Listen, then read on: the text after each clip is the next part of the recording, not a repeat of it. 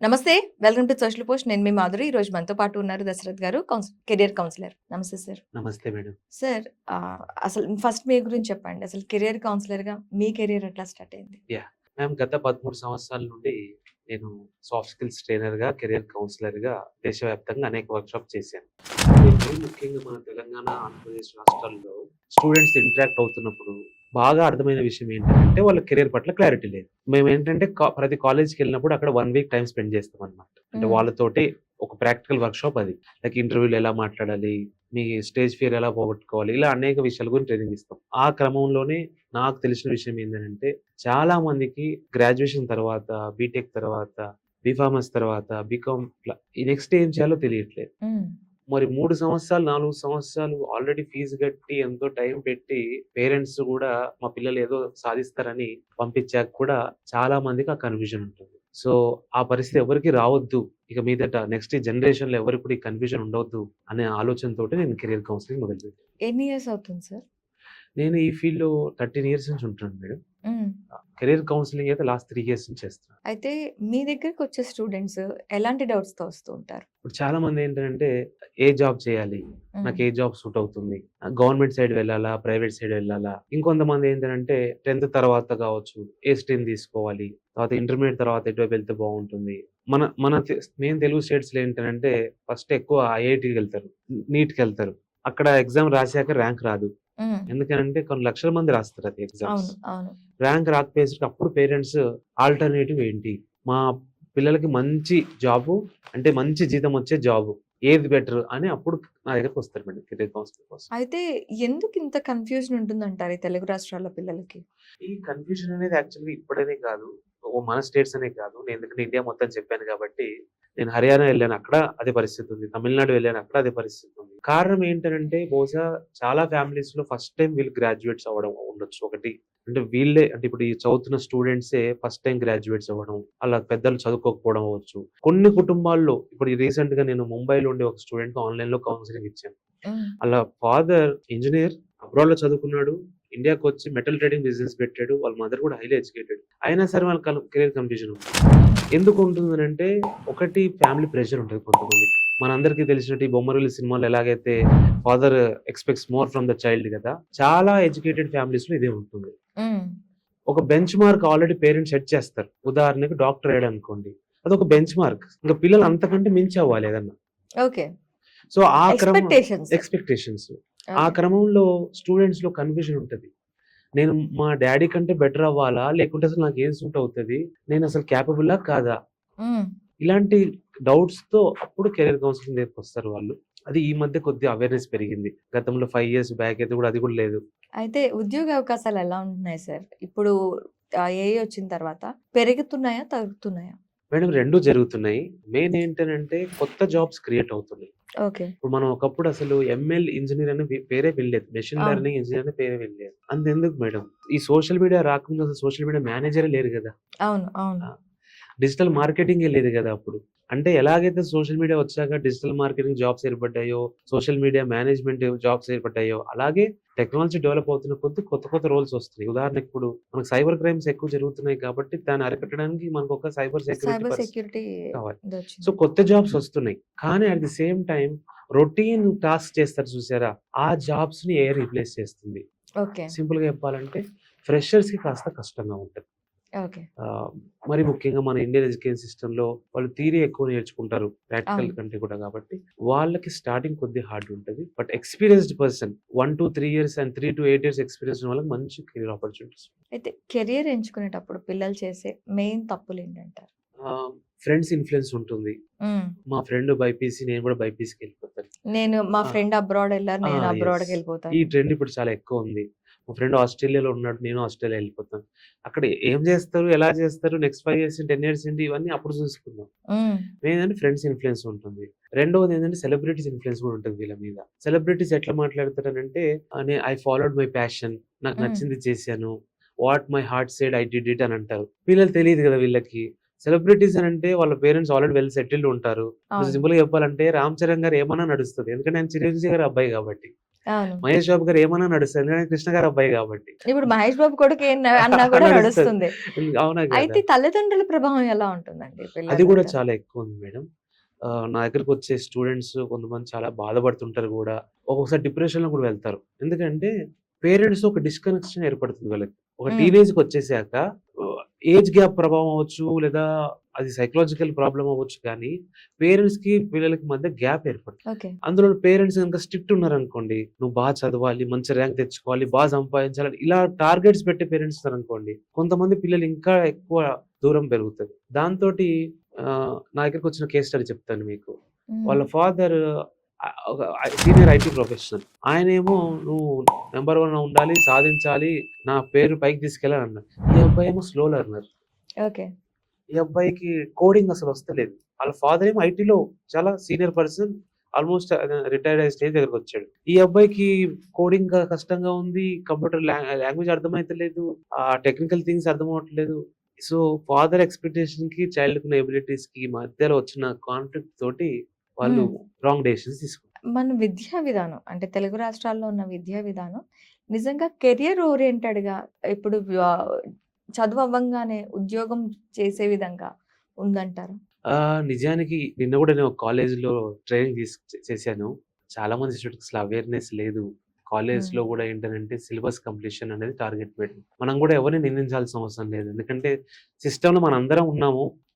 అదెలా అంటేనంటే చేపల కథ ఉంది గదా! చేప చేప ఎందుకు ఎండలేదనంటే మనకి ఒక చేపల కథ ఉంది గదా! చేప ఎందుకు ఎండలేదంటే గడ్డి అడ్డొచ్చిందని, గడ్డి ఎందుకు అడ్డొచ్చావంటే ఇంకోటని, ఇంకోటని అన్నట్టు మన సిస్టమ్‌లో జరుగుతున్న తప్పులకి ఏంటనంటే పర్సన్ ఏ చేసిన తప్పుకు కారణం పర్సన్ బి అని పర్సన్ బి కారణం పర్సన్ సి అని ఇలా ఒకరి ద్వారా ఒకరవుతుంది. సో, కాలేజ్‌లో కూడా ఏంటనంటే అటు యూనివర్సిటీ స్టాండర్డ్స్ కానివ్వండి, గవర్నమెంట్ రెగ్యులేషన్ గానివ్వండి, లేదా ఈ ఫీ రీయింబర్స్‌మెంట్ అని గానివ్వండి, లేదా పేరెంట్స్ ఉదాహరణకు కొందరు పేరెంట్స్ ఏంటంటే మాకు మార్క్సే కావాలంటున్నారు. అవును. సో, ఆ కోణంలో ఎక్కువ అకాడమిక్స్ మీదే ఫోకస్ చేస్తారు. అయితే ఉద్యోగ అవకాశాలు ఎలా ఉన్నాయండి? నిజంగానే ప్రతి సంవత్సరం ఇంతమంది గ్రాడ్యుయేట్స్ వస్తున్నప్పటికీ హ్మ్. ఉద్యోగాలు దొరకట్లేదని చెప్పి ఇంకో పక్క ఆ! అంటున్నారు. ఉద్యోగ కల్పనలో ప్రాబ్లమా? లేదంటే స్కిల్ ల్యాకా అక్కడ? మేడం ప్రతి సంవత్సరం 1,00,00,000 మంది గ్రాడ్యుయేట్ అవుతున్నారు మన ఇండియాలో. ఓకే. ఆల్‌మోస్ట్. ఓకే. ఆ నంబర్ పెరుగుతుంది రోజు రోజుకి. అయితే దాంట్లో ఎంతమందికి జాబ్స్ వస్తున్నాయంటే 50% పైగా వస్తుంటాయి జాబ్స్. అంటే హ్మ్. అవి కూడా ఎలా వస్తాయంటే వాళ్ళకున్న పర్సనల్ పరిచయాల ద్వారా కావచ్చు, లేదా క్యాంపస్ ప్లేస్‌మెంట్స్ ద్వారా కావచ్చు, లేదంటే కొన్ని కన్సల్టెన్సీస్ ద్వారా కావచ్చు.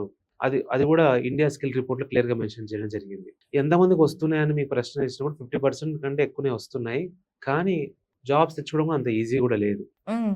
ఎందుకనంటే ఇప్పుడు ఒక చిన్న జాబ్‌ని పోస్ట్ చేస్తే గంటలో 100 మంది అప్లై చేస్తున్నారు వాటికి. ఓకే. నౌకరీ ద్వారా గానివ్వండి, ఇండీడ్ ద్వారా గానివ్వండి, లింక్డ్ఇన్ ద్వారా గానివ్వండి.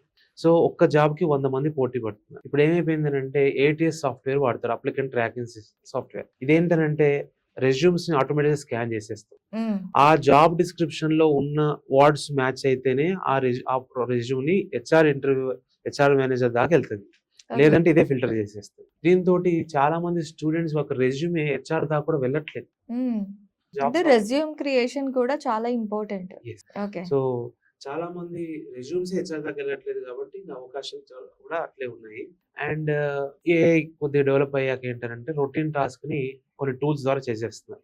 అయితే ఇంటర్మీడియేట్ తర్వాత కెరియర్ ఆప్షన్స్ అంటే మీరేం చెప్తారు? జనరల్‌గా మన వాళ్ళు ఇటు మన తెలుగు రాష్ట్రాల్లో మెయిన్ ఏంటంటే ఇంక BCom, BSc, BTech, BPharmacy, BA, BBA ఇట్లా ఆలోచిస్తారు. మన దగ్గర ఎక్కువ ఎడ్యుకేషన్ అట్లాగే ఉంటుంది. కానీ మనం ట్రెండ్ ఇప్పుడేం నడుస్తుంది? హ్మ్. దేనికి గ్రోత్ ఉంటుంది? మరీ ముఖ్యంగా ఇప్పుడు 2026లో చదువుతున్న వాళ్ళు నెక్స్ట్ ఇయరో, నెక్స్ట్ ఇయరో పాస్ ఔట్ అవుతారు. ఓకే. సో, మరీ ముఖ్యంగా మీరన్నట్టు ఇంటర్మీడియేట్ తర్వాత ఉన్న వాళ్ళైతే ఇంక 2030కో, 32కో, 33కో వస్తారు బయటికి వాళ్ళు. అవును. అవును. వాళ్ళదయిపోయి. ఆ టైంకి వరల్డ్ ఎకనామిక్ ఫోరం ఒక రిపోర్ట్ అందించింది.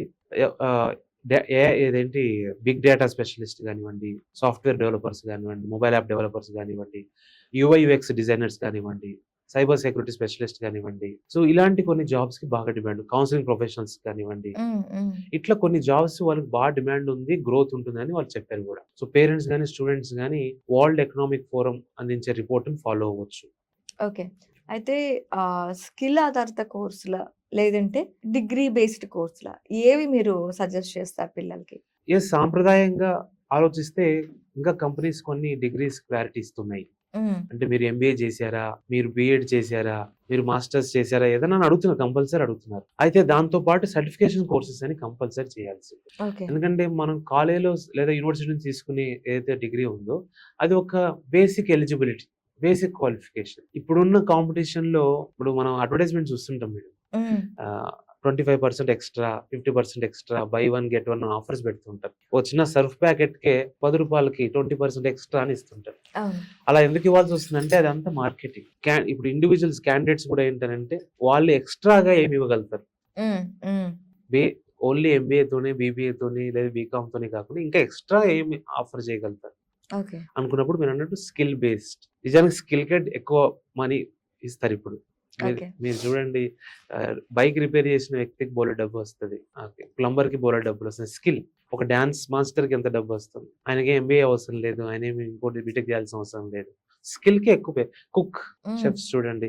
హైదరాబాద్ అంటేనే హోటల్స్ చాలా ఫేమస్. Restaurant famous. అక్కడ చెఫ్స్‌కి ఎంత ఇస్తుంటారు. అయితే ఇప్పుడు మీరు ఇందాక అన్నారు. ఐఐటీకి, యాహ్! నీట్‌కి ఇట్లా ఎక్కువగా మనకి ఇండియాలో ఎక్కువ అవును. డిమాండ్ ఉంటుంది. అవును. సో, ఇంకా చాలా వరకు కూడాను ఇంజినీరింగ్ అనేది ఒక కెరియర్ ఆప్షన్‌గా ప్రతి ఒక్కళ్ళు కూడాను ఇంజినీరింగ్ కాకపోతే డిగ్రీ అనే స్టేజ్‌లో ఉన్నారు. హ్మ్. సో, ఇది కెరియర్‌గా ఎంతవరకు ఎంపిక చేసుకోవచ్చు యాహ్! ఇంజినీరింగ్ కోర్స్‌ని? సో, ఇంజినీరింగ్ అంటే మరి ముఖ్యంగా మన దగ్గర ఇంకా triple E, ECE, civil, mechanical, IT, computer science ఇట్లా కొన్ని కామన్ బ్రాంచెస్ ఉంటాయి. అవి తీసుకోవాలనంటే ఇప్పటికి కూడా యూనివర్సిటీలు అవే ఆఫర్ చేస్తున్నాయి. పెద్ద పెద్ద యూనివర్సిటీలు కూడా అవే ఆఫర్ చేస్తున్నాయి. కానీ మనం ఏదైనా స్పెషలైజేషన్ తీసుకునేటప్పుడు లేటెస్ట్ ట్రెండ్ ఏదుంది? హ్మ్. ఉదాహరణకి గవర్నమెంట్ ఆఫ్ ఇండియానే ట్రెండ్ అనేది ఎవ్రీ 10 ఇయర్స్‌కి మారిపోతుందండి. వీళ్ళు 4 ఇయర్స్ అది చదివేసి వచ్చేసరికి మళ్ళీ నెక్స్ట్ 6 ఇయర్స్‌లో ట్రెండ్ మారిపోతుంది కదా! అందుకోసమే మేడం ఇప్పుడు నేను ఇందాక వరల్డ్ ఎకనామిక్ ఫోరం కూడా అన్నాను చూసారా? హ్మ్. ఆ రిపోర్ట్స్ అని ఏంటంటే నెక్స్ట్ 10 ఇయర్స్ ఎలా ఉంటది? 20 ఇయర్స్ ఎలా ఉంటది? అంతేందుకు మనం 2047 గోల్‌తో వెళ్తున్నాం. హ్మ్. Government of India. వాళ్ళు క్లియర్‌గా వెబ్‌సైట్‌లో investindia.gov.in అనే వెబ్‌సైట్‌లో క్లియర్‌గా ఏ సెక్టార్స్ గ్రో అవుతున్నాయి బాగా, హ్మ్. ఏ సెక్టార్స్ మీరు పెట్టుబడి పెట్టొచ్చు అని క్లియర్‌గా మెన్షన్ చేసారు. సో, స్టూడెంట్స్ కూడా, పేరెంట్స్ కూడా ఈ ఇన్ఫర్మేషన్‌ని ఫాలో అవ్వాలి. ఓకే. ఫాలో అయ్యి అచ్చా నెక్స్ట్ 20 ఇయర్స్, 30 ఇయర్స్ లేదా 10 ఇయర్స్ ఇవి గ్రో అవుతాయి. ఇప్పుడు సింపుల్‌గా మనం డబ్బు పెట్టుబడి పెట్టాలనుకున్నాం అనుకోండి. ఆదాయం ఎక్కువ అంటే రిటర్న్స్ ఎక్కువ వచ్చే దాంట్లోనే పెడతాం కదా మనం. అవును. అదే పేరెంట్ ఒక స్థలం కొనాలనుకున్నప్పుడు ఏం ఆలోచిస్తారు? ఆ! జియోగ్రఫీ ఎలా ఆ! పెరుగుతుంది ఏంటి యెస్. అనేది చూస్తారు. చూసి నెక్స్ట్ నా పిల్లలు పెద్దగయ్యే టైంకి ఈ ల్యాండ్ రేట్ పెరుగుతుందని ఆలోచిస్తారు కదా! అవును. ఎగ్జాక్ట్‌లీ కెరియర్‌లో కూడా అదే ఆలోచిస్తారు. ఓకే. ఈ అందరూ ఆర్‌ఓఐ గురించి ఆలోచిస్తారు. Return on investment. హ్మ్. కెరియర్‌లో గూడా నేను 4 సంవత్సరాలు చదివడం వల్ల నాకొచ్చేదేంటి? నెక్స్ట్ 10, 15 ఇయర్స్ కెరియర్ ఎలా ఉంటుంది? రీసెర్చ్ చేయాలంటున్నా నేను. ఇప్పుడు చాలామంది అవును. ఇంజినీరింగ్ కానీ, అవును. లేదు అంటే నాన్ ఐటీ బ్యాక్‌గ్రౌండ్ హ్మ్. ఉన్నవాళ్ళు ఐటీ బ్యాక్‌గ్రౌండ్స్‌కి వెళ్తూ ఉన్నారు. అవును. ఇప్పుడు మీరు అవును. సాంప్రదాయబద్ధమైన అవును. ఈసీఈ, అవును. ట్రిపుల్ ఈ, అవును. మెకానికల్ ఇలాంటి బ్రాంచెస్ తీసుకున్న వాళ్ళు హ్మ్. కూడాను హ్మ్. చివరాఖరికి మళ్ళీ ఐటీకి వెళ్తున్నారు. అవును. ఇట్లా నిజంగా మర్జ్ అవ్వచ్చా? మారొచ్చా? ఎలా అయిపోయినాయంటే all roads leads to Rome అని ఒక స్టేట్ అవును. కోటున్నట్టు, లేదా నదులనేవి సముద్రంలో కలుస్తాయి అన్నట్టు, మీరిక్కడ ఏదన్నా చేయండి లాస్ట్‌కి ఐటీకి వెళ్తున్నారు మన వాళ్ళు. అంటే ఆ హ్మ్. ఫ్లెక్సిబిలిటీ కూడా వచ్చేసింది. ఆ మధ్య గవర్నమెంట్‌లో ఉండే ఒక మినిస్టర్ కూడా ఏమన్నాడంటే ఇంటర్మీడియేట్ చేస్తే చాలు ఐటీ ఐటీ ఎంప్లాయీ అవ్వచ్చు అని అన్నారు. నిజమే అది. హ్మ్. వాళ్ళకొక స్కిల్ ఒక టెక్నికల్ స్కిల్ ఉందనుకోండి. మీరు గ్రాడ్యుయేషన్ కూడా చదవాల్సిన అవసరం లేదు. అంటే అన్ని కంపెనీస్ అని చెప్పను నేను. కొన్ని కంపెనీస్. సో, అట్లాగే మీరు ఏ గ్రాడ్యుయేట్ అయినా వాళ్ళకి పెద్ద తేడా ఏమి ఉండదు. వాళ్ళకి కావాల్సింది ఏంటంటే ఆ పని హ్మ్. చేయగలుగుతారా లేదా? ఓకే. అయితే ఇంజినీరింగ్ అంటే చదివే పిల్లలకి ఉద్యోగ అవకాశాలు ఎలా ఉన్నాయి ఇప్పుడు? లైక్ పెట్రోలియం ఇంజినీర్ గానివ్వండి, హ్మ్. ఎన్విరాన్మెంటల్ ఇంజినీరింగ్ గానివ్వండి, ఇట్లాంటి వాటిలలో మంచి డిమాండ్ ఉంటుంది. హ్మ్. ఇప్పుడు మన వాళ్ళు ప్రాక్టికల్‌గా మాట్లాడుకోవాలి. ఎందుకంటే స్టూడెంట్స్ వింటుంటారు, పేరెంట్స్ వింటుంటారు గదా! మీరు మళ్ళా అదే ట్రిపుల్ ఈ, మళ్ళా అదే ఈసీ లేదా ఎళ్ళారనుకోండి. ఎళ్ళండి. కానీ ఒక లాంగ్ టర్మ్ గోల్ తోటి నేను ఎలాంటి కెరియర్‌లో సెటిల్ అవుతా? లైక్ టెలికమ్యూనికేషన్ సెక్టార్‌లో సెటిల్ అవుతానా? రోబోటిక్స్ ఇంజినీర్‌గా సెటిల్ అవుతానా? అనే క్లారిటీతో వెళ్ళండి. ఇప్పుడైతే మాత్రం ఇప్పుడు మనం అన్నట్టు రోబోటిక్స్ బావుంది. డేటా సైన్స్ గానివ్వండి, ఐటీ సైడ్ అయితే మనం ఇందాక సైబర్ సెక్యూరిటీ అంటున్నాం. ఐఓటీ ఇంటర్నెట్ ఆఫ్ థింగ్స్ అంటున్నాము. ఇట్లా బ్లాక్ చైన్ డెవలపర్ అంటున్నాము. వీటన్నిటికి కూడా మంచి డిమాండ్ ఉంది. సో, ఇంజినీరింగ్ తీసుకునే వాళ్ళు కంపల్సరీ ఐటీ స్కిల్ ఉండాలి. మీరు ఓకే. ఏ బ్రాంచ్ అయినా గాని, లాస్ట్ నేను సివిల్ ఇంజినీర్ ఎళ్తా అన్నా మీకు ఒక ఐటీ స్కిల్ ఉంటే మీకు బెటర్. ఎందుకంటే రాబోయే రోజంతా ఎలా ఉందంటే మేడం ఇప్పుడు, ఈ రోజు కంటే రేపు బెటర్ టెక్నాలజీ డెవలప్ అవుతుంది. వెంటనే చాలా క్విక్‌గా డెవలప్ అయిద్ది. మీరు గమనించండి ఏఐ టూల్సే షార్ట్ స్పాన్ ఆఫ్ టైమ్‌లో హ్మ్. ఒక ఫ్రీ టూల్సే బోలెడన్ని వచ్చేసినాయి. అయితే ఇది ప్రైవేట్ సెక్టార్. గవర్నమెంట్ సెక్టార్ గురించి చెప్పమంటే ఏం చెప్తారు? ఎలాంటి ఆప్షన్స్ ఉన్నాయంటారు? సో మనం ఎండమావులు అని అంటాం కొన్నిసార్లు. సో దూరంగా ఏదో చూసేసి మనం అక్కడ నీరుందనుకొని పోతాం. సో గవర్నమెంట్ జాబ్స్ కూడా నేను ప్రాక్టికల్‌గానే చెప్తున్నాను. ఎందుకంటే చాలా మంది మన ఛానల్ ఫాలో అయ్యే వాళ్ళు ప్రిపేర్ అవుతుంటారు. అశోక్ నగర్‌లో కొన్ని సంవత్సరాల పాటు గడిపి ఉంటారు. నా క్లాస్‌మేట్స్ కూడా చాలా మంది గడిపారు. హ్మ్. ఇది గవర్నమెంట్ జాబ్స్ ఎలా అయిపోయిందంటే జాక్‌పాట్ లాగా అయిపోయింది. ఒక లాటరీ సిస్టమ్‌లా అయిపోయింది. తగులుతే తగులుతది లేకపోతే లేదన్నట్టు అయిపోయింది. ఓకే. అంటే అవి నోటిఫికేషన్‌లు ఎప్పుడొస్తాయో తెలీదు. ఎన్ని సంవత్సరాలు ఎదురు చూడాలో తెలీదు. ప్రభుత్వం మూడ్ ప్రకారం ఉంటుంది. వాళ్ళ బడ్జెట్ ప్రకారం ఉంటుంది. వేకెన్సీ ప్రకారం ఉంటుంది. ఇప్పటికి కూడా అఫీషియల్‌గా స్టేట్ లెవెల్‌లో గానివ్వండి, సెంట్రల్ లెవెల్‌లో గానివ్వండి కొన్ని వేల లక్షల జాబ్స్ ఉన్నాయి. వేకెంట్ ఉన్నాయి. కానీ గవర్నమెంట్ వాటిని ఫిల్ చేయడానికి రెడీగా లేదు. కారణం బడ్జెట్ ప్రాబ్లమ్. ఓకే. అయితే ప్రభుత్వ ఉద్యోగం చేయాలి అనే దానికి ప్రిపేర్ అవుతున్న వాళ్ళు సెకండ్ ప్లాన్ ఆఫ్ యాక్షన్ పెట్టుకోవడం అవసరం అంటారా? అంటే నిజానికి అసలు ఎందుకు గవర్నమెంట్ జాబ్ చేయాలనుకున్న ఫస్ట్ క్లారిటీ తెచ్చుకో. హ్మ్. ఎందుకు? ఓన్లీ ఫైనాన్షియల్ సెక్యూరిటీయా? యెస్. నిజమే గవర్నమెంట్ జాబ్‌లో ఎలాగైనా మీకు ఫైనాన్షియల్ సెక్యూరిటీ వస్తది. నేను కాదనను. నా ఫ్రెండ్ సెంట్రల్ గవర్నమెంట్‌లో చేస్తున్నాడు. ప్రైవేట్ వాళ్ళలాగా అతనికి ఏంటి లే ఆఫ్స్ అవే ప్రాబ్లమ్స్ ఉండవు. రిటైర్మెంట్ దాకా హ్యాపీగా ఉంటాడు. కానీ ఆలోచించాలి స్టూడెంట్స్ కూడా, పేరెంట్స్ కూడా. హ్మ్. ఒక గవర్నమెంట్ ఎంప్లాయీ రిటైర్ అయ్యే టైంకి ఎంత సంపాదిస్తాడు? Okay. Per month 2 lakhs, 2.5 lakhs. మీరు ఇండియాలో చీఫ్ జస్టిస్ ఆఫ్ ఇండియాకి గానివ్వండి, ప్రైమ్ మినిస్టర్ ఆఫ్ ఇండియాకి గానివ్వండి, ప్రెసిడెంట్ ఆఫ్ ఇండియా గాని వాళ్ళ సాలరీస్ ఎంత ఉంటాయి నెలకి? ఆఫ్‌కోర్స్ వాళ్ళకిచ్చే వేరే allowances, treatment, flights, international flights అవి వేరే అనుకోండి. అదే ఒక ప్రైవేట్ కంపెనీలో మీరు వితిన్ 5 ఇయర్స్ ఎక్స్‌పీరియన్స్ తోటి మీకు గనుక మంచి స్కిల్ ఉంటే 1.5 లాక్ ఈజీగా వస్తది. ఓకే. యాహ్! ఇంకా అబ్రాడ్ ఎళ్తే మీరు ఈజీగా పర్ మంత్ 3 లాక్స్, 4 లాక్స్ ఈజీగా సంపాదించొచ్చు ప్రైవేట్ సెక్టార్‌లో. అండ్ వితిన్ 10, 15 ఇయర్స్‌లో మంచిగా మీరు బాగా సంపదను కూడబెట్టి మీ ఓన్ కంపెనీ కూడా స్టార్ట్ చేయొచ్చు కావాలనుకుంటే. ఓకే. అలా కూడా అయితే చేయొచ్చు. ఇంకా ఎలాంటి కెరియర్ ఆప్షన్స్ అనేవి ప్రస్తుతానికి విద్యార్థులకు ఉన్నాయండి? కంపల్సరీగా ప్రతి ఒక్కరు ఇప్పుడు టెక్నికల్ స్కిల్స్ నేర్చుకోవాల్సిందే. హ్మ్. మనం 20 ఇయర్స్ క్రితం అయితే టెక్నికల్ స్కిల్స్ నాకెందుకులే, నేను ఓన్లీ థియరీ నేర్చుకుంటా అంటే సరిపోయేది. ఇప్పుడు అలాంటి పరిస్థితి లేదు.